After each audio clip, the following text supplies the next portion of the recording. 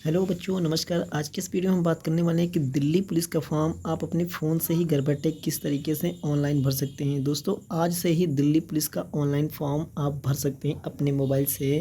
तो इस वीडियो में मैं आपको कंप्लीट जानकारी देने वाला हूं कि आप दिल्ली पुलिस का फॉर्म अपने मोबाइल से कैसे भरेंगे, क्या क्या डिटेल भरेंगे और कौन कौन सी डिटेल, कौन कौन से ऑप्शंस को आपको ऑन करना है, एज कितनी होनी चाहिए, हाइट कितनी होनी चाहिए और एग्ज़ाम सेंटर कैसे चुनेंगे, सभी जानकारी आपको यहाँ पे मिलने वाली है। तो वीडियो को आप लास्ट तक ज़रूर देखिएगा।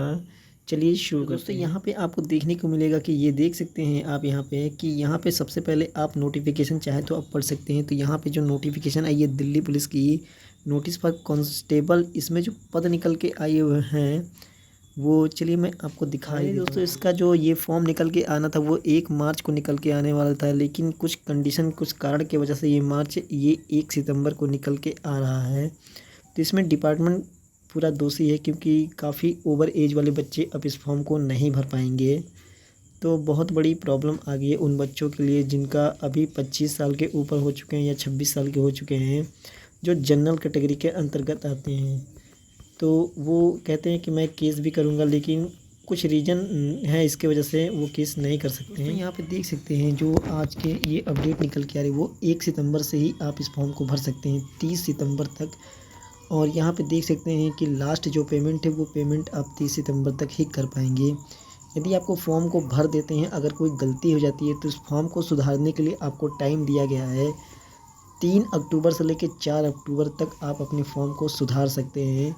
और यहाँ पे दोस्तों जो आपको एग्ज़ाम डेट बताया गया है वो एग्ज़ाम डेट आपको दिसंबर में कराया जाएगा। नोटिफिकेशन में पहले ही बताया गया था नवंबर में, लेकिन यहाँ पे साफो साफ आपको बताया जा रहा है कि दिसंबर में आपका कभी भी एग्ज़ाम कराया जा सकता है। 1 तारीख को भी आ सकती है नोटिस, 10 तारीख को भी नोटिस आ सकती है। तो आप तैयार रहिए आप दिल्ली पुलिस के लिए।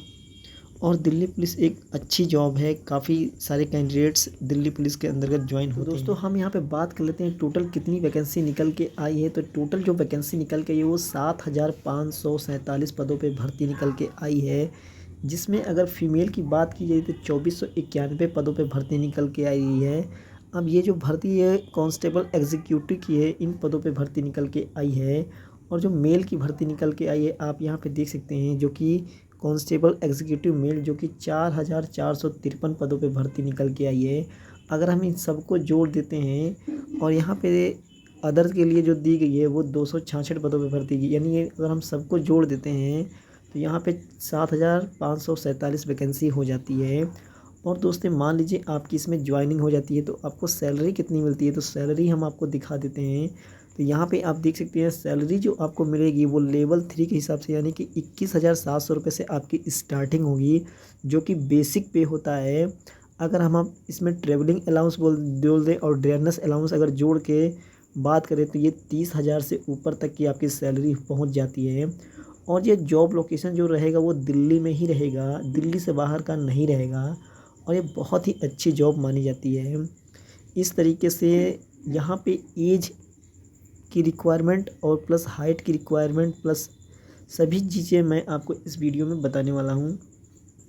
तो दोस्तों, आप यहाँ पे देख सकते हैं जो एज रखी गई है वो 18 साल से 25 साल के बीच में रखी, जो कि केवल जनरल वाले।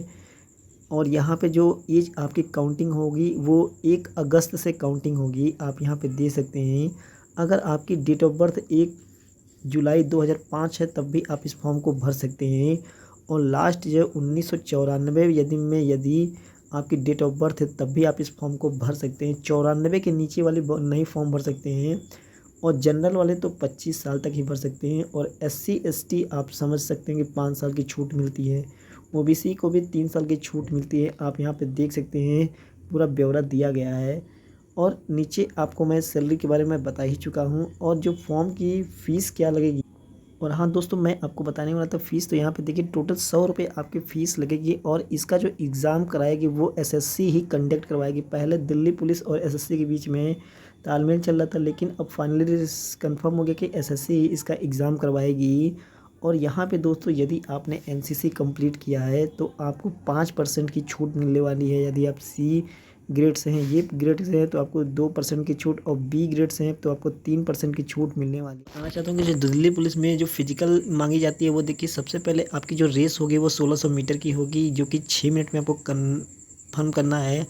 और जो लॉन्ग जंप होगा वो 14 फीट का होगा और जो हाई जंप होगा वो 3 पॉइंट यानी कि 4 फीट मान के चलिए। जो दोस्तों इन कैटेगरी जैसे 30 साल के अंदर आते हैं, जो 30 साल से 40 साल के बीच में आते हैं, उनको 7 मिनट मिलेगा टाइम इसी रेस को कवर करने में। उनके लिए 13 फीट हाइट रखी गई और 3.6 इंच उनको हाइट जंप करना होगा।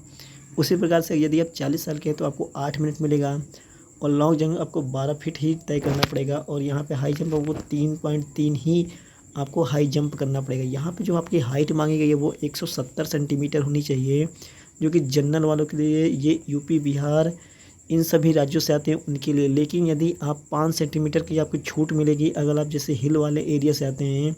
यहाँ पे दिया गया है गढ़वाल, कुमाऊनी, सिक्किम, नागालैंड, अरुणाचल प्रदेश, मणिपुर इन सभी राज्यों से आते हैं तो आपको 5% की छूट मिलेगी, यानी आप 65 सेंटीमीटर के तो आप इस फॉर्म को भर सकते हैं। और यहाँ पे दिया गया SC ST से आते हैं तो यहाँ भी आपको 5% की छूट मिलने वाली है। अब यहाँ पे बात कर लेते हैं कि सीना कितना होना चाहिए। तो 81 सेंटीमीटर सीना फुला के होना चाहिए, प्लस 4 सेंटीमीटर 81 से लेकर 85 के बीच में होना चाहिए कम से कम। और यहाँ पे अगर आप हिल एरिया से आते हैं तो आपको 5 सेंटीमीटर का छूट मिलेगी। और यहाँ पे ये भी आपको बताया जाता है कि आप 5% आपको उसमें भी छूट मिलती है यदि आप मल्टीटास्किंग स्टाफ और दिल्ली पुलिस के स्टाफ हैं तब।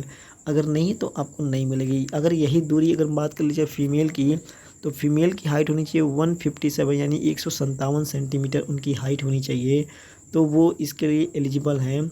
और यहाँ पे आपको बताया जाए कि वो उनके लिए 1600 मीटर की रेसिंग दी गई है, 8 मिनट में वो भी तय करेंगे।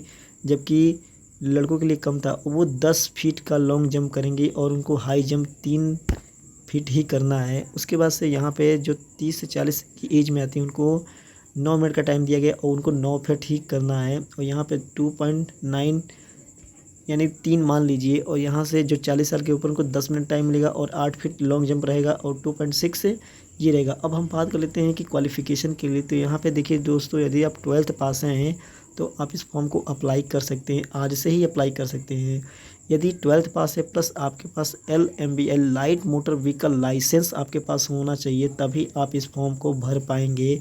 यदि आपके पास लाइसेंस नहीं है, बहुत सारे कैंडिडेट्स का सवाल है कि लाइसेंस नहीं है तो क्या मैं इसके लिए अप्लाई कर सकता हूँ। तो दोस्तों नहीं, आप इसके लिए अप्लाई नहीं कर पाएंगे, क्योंकि यहाँ पर लर्नर लाइसेंस भी जिनके पास है वो अप्लाई नहीं कर पाएंगे। तो इसके लिए आपको हैवी लाइसेंस यानी कि LMB लाइसेंस आपके पास होना अनिवार्य है, क्योंकि यहाँ पे आपको साफो साफ बता दिया गया है डिस्क्रिप्शन में यानी नोटिफिकेशन में। तो आप अब घबराइए मत, आपको बिना लाइसेंस का नहीं फॉर्म भर पाएंगे आप इसके अंदर। बाकी दोस्तों, आपको कंप्यूटर बेस्ड एग्ज़ाम में आपको 100 क्वेश्चन पूछे जाएंगे। देख सकते हैं आप यहाँ पे 100 क्वेश्चन में से जो आपको पूछे जाएंगे वो जनरल नॉलेज के टोटल 50 क्वेश्चन पूछे जाएंगे और 50 मार्क्स के होंगे। ये टोटल जो टाइम मिलेगा टाइम का वो 1.5 घंटे का टाइम होगा। और यहाँ पे जो रीजनिंग के क्वेश्चन पूछे जाएंगे वो 25 मार्क्स के होंगे।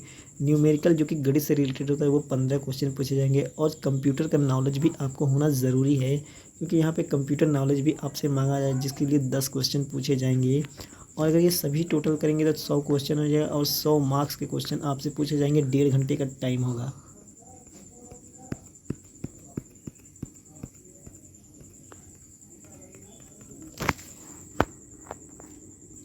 आई होप, आशा करते हैं कि सभी जानकारी आपको समझ में आ गई होगी। तो आप अगर जानकारी समझ में आई होगी तो वीडियो को लाइक कीजिएगा और चैनल को सब्सक्राइब कीजिएगा। और जैसे ही मैं इस पर आपको एक वीडियो बना के बताऊंगा कि कैसे आपको फॉर्म को अप्लाई करना है। तो जय हिंद, जय भारत।